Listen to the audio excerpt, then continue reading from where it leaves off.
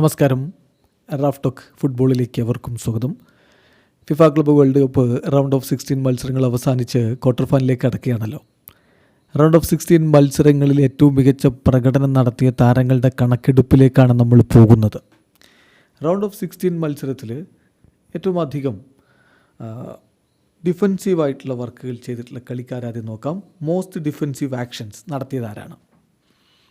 ഒരു സംശയവും വേണ്ട, ആ കാര്യത്തിൽ ഒന്നാമതുള്ളത് അൽ ഹിലാലിൻ്റെ ഖാലിദു കൂലിബലിയാണ്. റൗണ്ട് ഓഫ് 16 അതിമനോഹരമായിട്ട് അദ്ദേഹം കളിച്ചു. മാഞ്ചസ്റ്റർ സിറ്റിക്ക് പണി കൊടുത്തതിൽ അദ്ദേഹത്തിൻ്റെ റോൾ വളരെ വലുതാണ്. 17 ഡിഫെൻസീവ് ആക്ഷൻസാണ് അദ്ദേഹം നടത്തിയത്. യുവൻറ്റസിൻ്റെ ഡാനിയൽ റുഗാനി മികച്ച പ്രകടനമാണ് അദ്ദേഹം റയലിനെതിരെ പുറത്തെടുത്തത്. 17 ഡിഫെൻസീവ് ആക്ഷൻ അദ്ദേഹത്തിൻ്റെ ഭാഗത്തുനിന്നുണ്ടായിരുന്നു.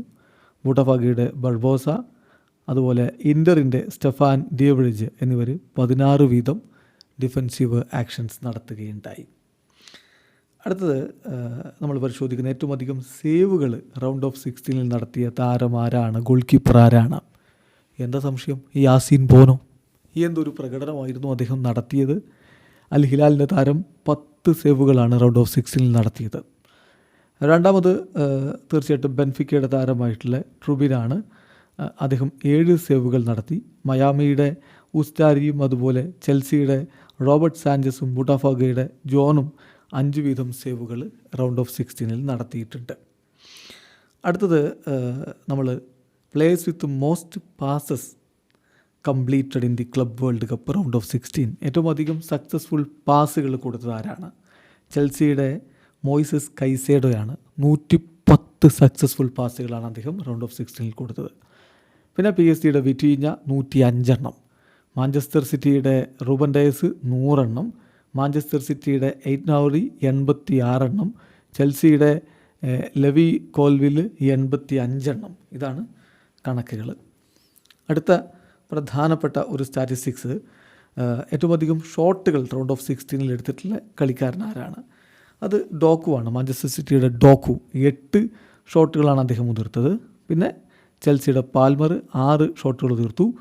അതോടൊപ്പം തന്നെ ഇൻ്ററിൻ്റെ ഡിമാർക്കോ, ബൊറൂസിയ ഡോട്ട്മുണ്ടിൻ്റെ ഗിറാസി, റയൽ മാഡ്രിഡിൻ്റെ വാൽവെർദെ എന്നിവർ 5 വീതം ഷോട്ടുകളും ഉതിർക്കുകയുണ്ടായി. അടുത്ത ഏറ്റവും അധികം അസിസ്റ്റ് എന്ന് പറയുമ്പോൾ ഇത് ഗോളാവണമെന്നില്ല. ഗോളിലേക്കുള്ള ഫൈനൽ ഷോട്ടിന് പാസ് കൊടുത്തതിൽ റൗണ്ട് ഓഫ് 16 മുന്നിൽ ആരാണ്?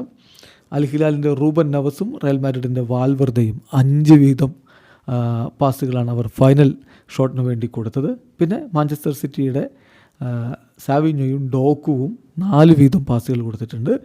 PSG വിറ്റീഞ്ഞ, ചെൽസിയുടെ കുക്കറേയ, ഫ്ലുമിനൻസിൻ്റെ എറിയാസ് എന്നിവരും 4 വീതം പാസുകൾ കൊടുത്തിട്ടുണ്ട്.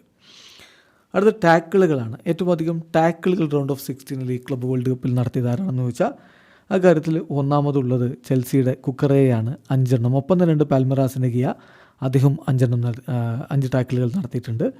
ബെൻഫിക്കയുടെ ആൻ്റോണിയോ സിൽവ, അൽ ഹിലാലിൻ്റെ ഖാലിദു കൂലിബലി, ബയൺ മ്യൂണിക്കിൻ്റെ സ്റ്റാനിസിച്ച്, പിന്നെ അതുപോലെ തന്നെ റയൽ മാഡ്രിഡിൻ്റെ ഫ്രാൻ ഗാർഷ്യ, ഫ്ലെമിംഗോയുടെ ലൂയിസ് അറൗഹോ, ചെൽസിയുടെ റീസ് ജെയിംസ്, ചെൽസിയുടെ മോയിസസ് കൈസേഡോ എന്നിവർ ഈ കാര്യത്തിൽ തൊട്ടുപുറകിലുണ്ട്. 4 വീതം ടാക്കിളുകളുമായിട്ട് അവർ നിൽക്കുന്നു.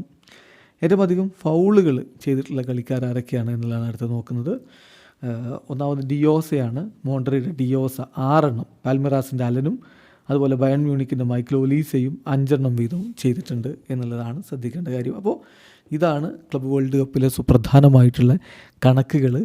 എന്തായാലും ആരാധകർ വളരെ ആകാംക്ഷയോടുകൂടി ഉറ്റുനോക്കിയാണ് ഇനി റൗണ്ട് ഓഫ് 16 കഴിഞ്ഞ് ക്വാർട്ടർ ഫൈനൽ പോരാട്ടത്തിനായിട്ട്. വീഡിയോ അവസാനിക്കുന്ന ഫുട്ബോൾ ലോകത്ത് കൂടുതൽ വിശേഷങ്ങളുമായി റാഫ് ടോക്സ് എത്താം.